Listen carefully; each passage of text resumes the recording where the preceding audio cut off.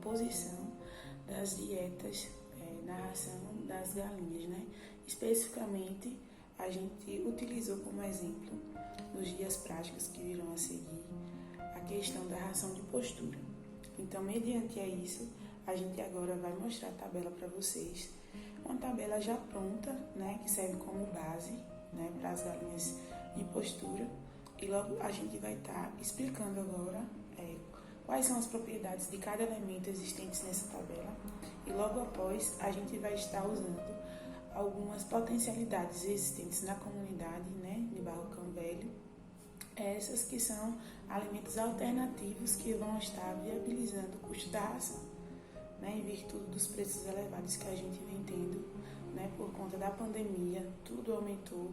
Então, quanto mais a gente buscar viabilizar, né, diminuir os custos, mas não perder da mesma forma a qualidade da ração, melhor para os agricultores. Diante a isso, vamos explicar agora as propriedades dos elementos de cada tabela.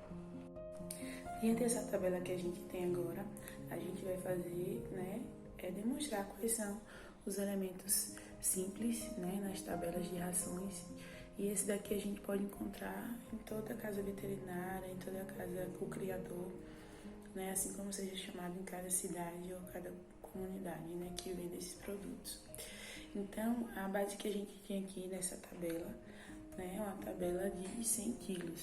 Mas isso não quer dizer que você não possa desenvolver essa ração, porque você não necessariamente tem que fazer com 100 quilos, né? A gente também vai estar dizendo aqui a questão da porcentagem, que aí se você resolver fazer 15 quilos, você tira desses 15 quilos a porcentagem que você vai usar de milho, que aí vai dar o mesmo resultado, tá bom, pessoal? Então vamos prestar atenção também na questão da porcentagem, que é a partir dela que a gente vai se basear em qualquer quantidade que a gente for usar para fazer a nossa ração, tá ok? Já se retratando que na questão de ração para aves, assim como para suínos também,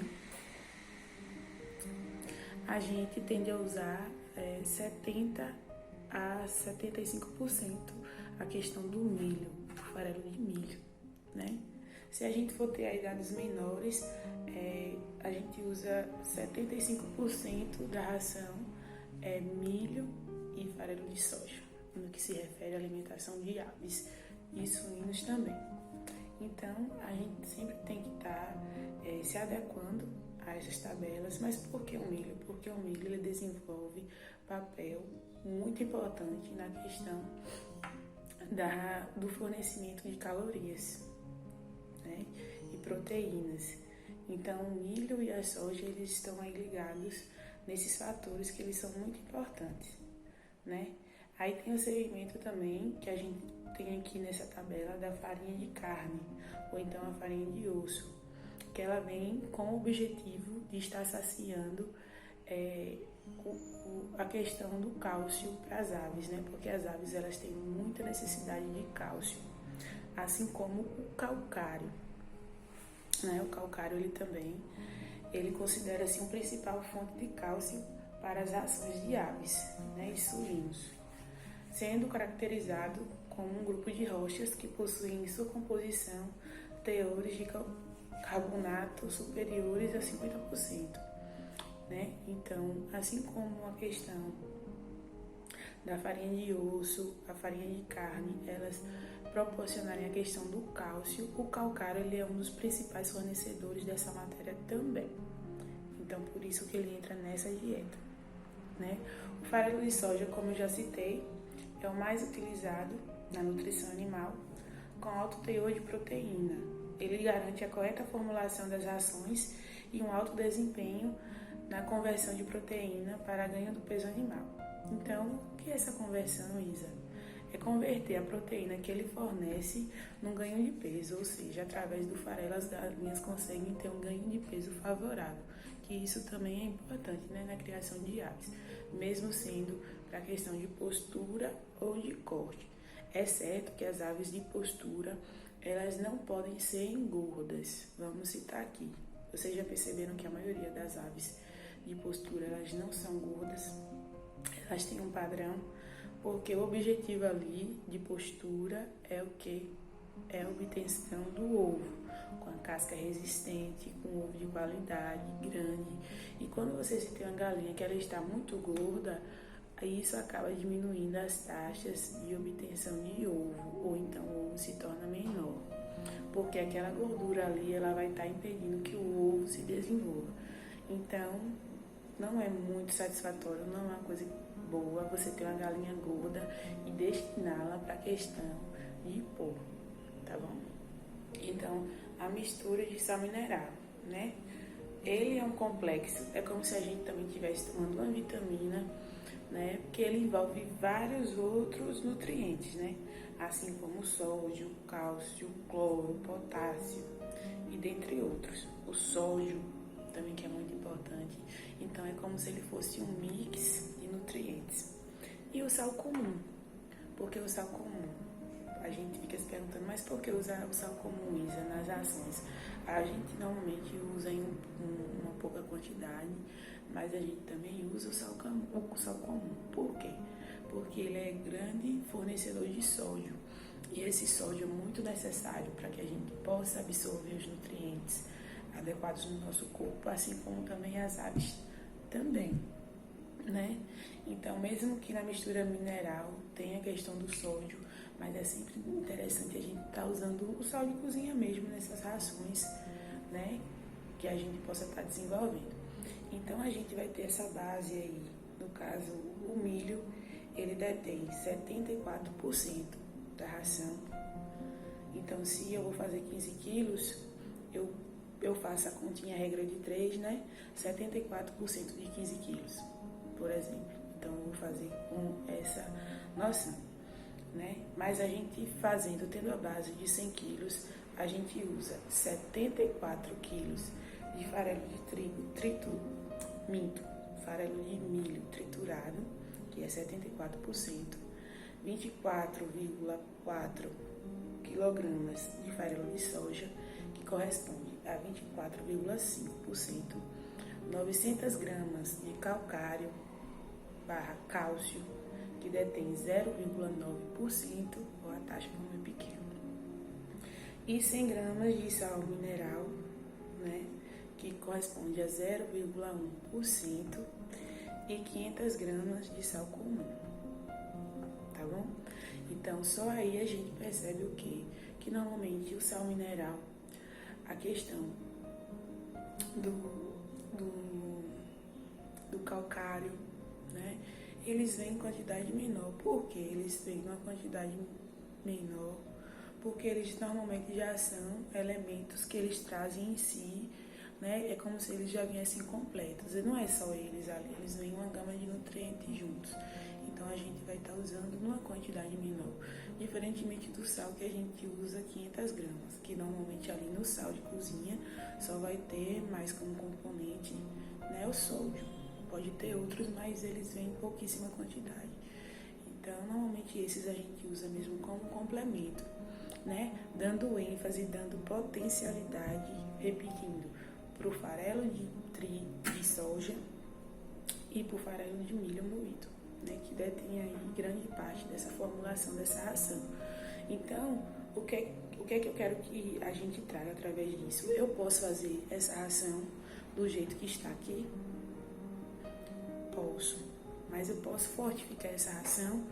Também posso. E há produtos na nossa propriedade que podem fazer a viabilidade dessa ração? Pode. Quando eu digo viabilidade, é o quê? Uma viabilidade que eu possa diminuir os custos, né?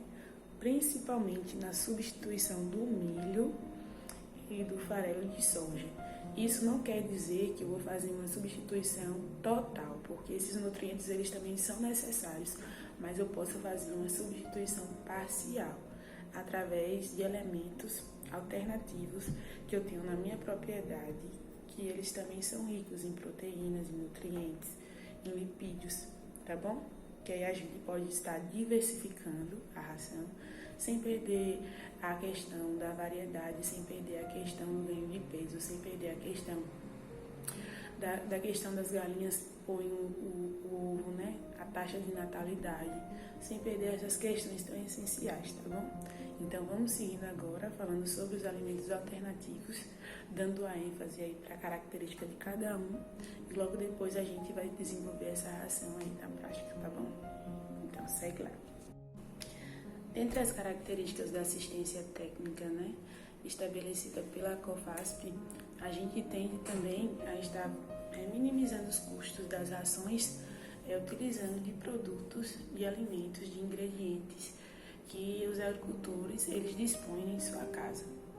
Não sendo diferente, né, eu tentei buscar e entender junto a eles o que eles produziam com mais facilidade, o que eles buscavam e vivenciavam na questão do extrativismo mesmo, para a gente estar inserindo esses elementos nas rações das aves, né? Não perdendo, é claro, a qualidade dessa ração. E um dos elementos que eles citaram, que obtém na comunidade, é a questão da mandioca, né? A Manihot esculenta, que ela é um forte potencial, né? A mandioca em si era uma planta completa. Por que completa, Isa? Porque ela é uma planta que você pode aproveitar desde as folhas, os talhos, a questão da maniva, a questão das raízes, dos subprodutos das raízes. Então ela é completa, ela é rica proteicamente, é um alimento energético e muito bom na questão da substituição do milho, parcial, né? Do milho nas rações, ou total também, tem muitas pessoas que fazem essa substituição total. Então, como é que a gente pode estar usando a questão da mandioca na ração das aves, né? A gente pode estar usando a parte foliar, que é a parte das folhas, né? Juntamente com alguns talhos, a gente pode estar usando para estar substituindo o milho. Como assim, Isa? Como é que eu posso usar para substituir? Então, a gente pode usar essa substituição no que se refere à produção de feno da folha da mandioca, né? A gente pega os talhos das folhas, a gente passa na forrageira, né? Principalmente, a gente pode picotar com facão, para quem não tem forrageira, mas no que se trata a ração de aves, é melhor a gente estar servindo eles nos pedacinhos bem menores, né? Então, é interessante que a gente passe na forrageira, a gente coloque num terreiro de piso grosso de cimento, ou então sobre uma lona, né, essas folhas, e a gente deixe secar. Por que isso secar? Porque a gente não pode servir fresca essa folha. Por quê? Porque em toda a planta da mandioca existe um ácido cianídrico, né? O que é esse ácido? Ele é o que faz com que as aves, os animais, os ruminantes, todos os animais que consumam a mandioca ou a folha, eles fiquem tontos, né, por causa desse ácido. Então, o que é que a gente tem que fazer? Na forma fresca, no caso, se eu não colocar para secar e servir fresco, esses animais eles podem ter uma reação contrária. Então, colocando essas folhas para secar, parte desse ácido ele vai volatilizar. O que é isso? Ele vai se dispersar junto ao ambiente, né, junto ao ar. Então, a gente deixa ali secar de um dia para o outro, a gente revira ali o feno, né, sobre a lona, para que todas as partes possam secar, né, e no outro dia a gente já pode estar ensacando essas folhas, né, que é a questão do feno da folha da mandioca. A gente pode fazer isso. Assim como também a gente pode estar pegando a crueira ou então a massa da mandioca mesmo, depois que a gente passa na prensa a massa, e no mesmo processo a gente pode colocar para secar, né? Que aí essa ainda é a que tem mais umidade, né? Ela tem mais água do que a folha, é claro. Então a gente tem que ter um cuidado maior também sobre essa questão. Ou a gente normalmente pode pegar a mandioca, né, o tubérculo da mandioca, e a gente pode cortar e colocar para secar, né, primeiramente, e depois passar na forrageira e colocar para secar novamente mais um pouquinho, né? Então, qual é o ponto certo do feno, Isa? É um ponto certo que ele não esfarele e também que que ele não perca a total umidade, mas que ele não fique úmido, né? Porque o feno, ele é usado através de bactérias, a gente vai guardar eles, as bactérias aeróbicas, que são bactérias que necessitam do ar. Então não tem problema você não vedar certinho, mas pega um saco de nylon, depois de desidratar da folha e a questão da casca, né? Ou da casca e da mandioca, da raiz da mandioca, né? Depois deles secarem, passa na forrageira e guarda, né? Então, dessa forma a gente pode estar usando esse material, que normalmente a gente não tem uso. Normalmente quando a gente vai fazer o beneficiamento da mandioca, principalmente no que se refere às folhas, as pessoas deixam lá na terra, né? Não fazem uso. Ou se usam as folhas, não conseguem usar todas, porque muitas pessoas não têm esse conhecimento que está perdendo um forte material. No que se refere à proteína, os níveis de proteína nas folhas da mandioca chegam a 18%. Então é muito bom, né? Chega a 18% só na folha. A questão da raiz da mandioca já é menos, já é 11%, né? Mas é no que se refere à raiz, já é fortíssima aí na questão do fornecimento de energia e de ganho de peso também para as aves, né? Então aí a gente fala um pouco sobre a questão da mandioca. Continuando, a gente vai falar agora sobre a questão do licuri, né? Do licuri ou do eucuri, são vários nomes, né? Coquinho da Bahia, que muitas pessoas costumam dizer, que é uma planta nativa, né? E muito difundida, principalmente nos solos de caatinga, né? Também existem outros biomas, como o cerrado, né? Biomas de climas mais úmidos, mas sua maior potencialidade é nos biomas, nos climas, né, áridos, semiáridos. Pela sua forte adaptação a esses solos, né, de aridez, e sobre a questão de que ele é uma planta que necessita de pouca água para estar fazendo aí a conversão de seus alimentos, para estar se desenvolvendo. Então, por isso que ela se adapta tão bem ao clima semiárido, né? Mas ela também tem resquícios em outros biomas. Então, na comunidade de Barrocão Velho, eles têm muito a questão da atividade do extrativismo com a amêndoa do licuri, né? Mas poucos utilizam essa amêndoa de forma a estar aproveitando ela melhor, né? Então, como na maioria das comunidades, a comunidade utiliza do trabalho manual mesmo, de estar quebrando o licuri na pedra, né? E estar dando aos seus animais dessa forma. Então, uma das formas que a gente sugeriu, né, foi fazer o repasse dela, tá utilizando uma forrageira para estar, né, quebrando esse material. E aí vem a pergunta, mas uma forrageira é o material adequado? Não é, porque vai chegar um momento que essa forrageira ela não vai aguentar, né, pela resistência da casca. Então, vai chegar uma hora aí que ela não vai aguentar. O adequado mesmo seria para o desenvolvimento da comunidade e facilidade do beneficiamento do licuri, seria a quebradeira e a espeladeira, né? Existem outras máquinas também no beneficiamento, mas essas duas são as principais que forneceriam nessa questão da ração, né? Então, não tem na comunidade ainda essas máquinas, mas a gente se vira com o que possui, né? Então, a gente fez o processo de estar pegando esse licuri, né, a amêndoa toda formada, e está passando, né, na forrageira pela primeira vez, depois pegava o material passado e repassava novamente.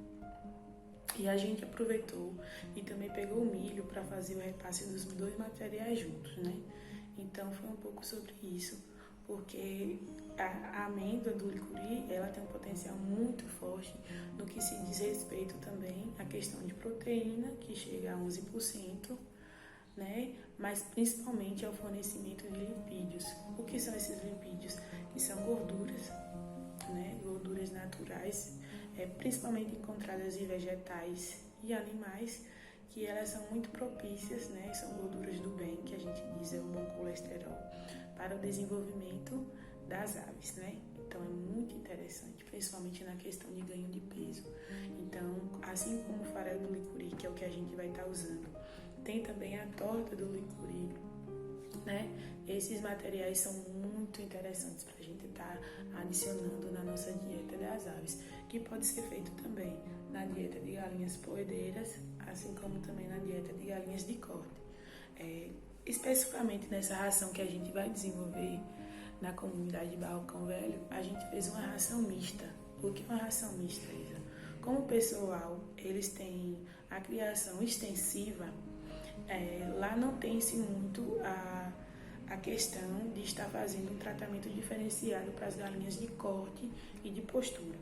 Dentre as formações que a gente teve lá, a gente fez uma idealização, passou algumas orientações sobre algumas padronizações que a gente deve ter, né? Se a gente tem galinha de corte, tem algumas coisas em relação ao manejo que se diferencia das galinhas de postura, por exemplo. Mas como eles ainda não têm esse controle, não têm a separação das aves, são todas criadas de forma igual, a gente procurou dar uma facilitada no manejo, né, para eles e fazer uma ração mista, ou seja, uma ração que pode ser fornecida tanto para a galinha de corte quanto para as galinhas de postura, tá bom? Então, ao decorrer do vídeo vocês vão estar vendo essa questão e o quanto que a gente pode minimizar os custos da ração e mostrar para eles a potencialidade dos produtos que já são existentes na comunidade. A gente também pediu para os agricultores trazerem a casca do ovo. Mas por que isso, a casca do ovo?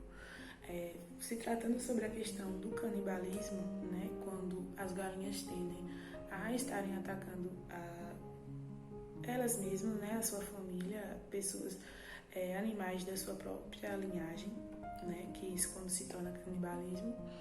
Então isso também se refere à questão da falta de cálcio.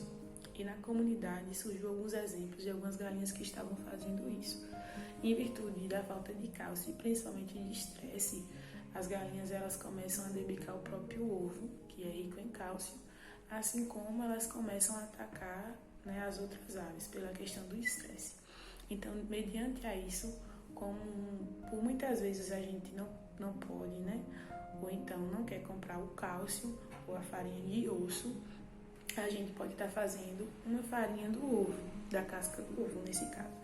Então foi orientado que os beneficiários eles começassem a guardar as cascas de ovo, depois deles obter uma quantidade significativa, né, que eles tirassem aquela pelinha branca que tem em volta da casca, colocasse para secar de um dia para o outro, né, evitando umidade, é claro, e logo depois bater no liquidificador, formando uma farinha fininha, que ali seria riquíssimo na questão do fornecimento do cálcio. Repetindo, o que poderia estar substituindo a questão do calcário e da questão da farinha de osso. Se não substituir de forma total, mas que parcialmente também, tá bom? A Teradistância é uma adaptação das atividades de assistência técnica e extensão rural do Bahia Produtiva, projeto do Governo do Estado da Bahia, por meio da Secretaria de Desenvolvimento Rural do Estado da Bahia, executado pela CAR, Companhia de Desenvolvimento e Ação Regional, com recursos provenientes de acordo de empréstimo com o Banco Mundial.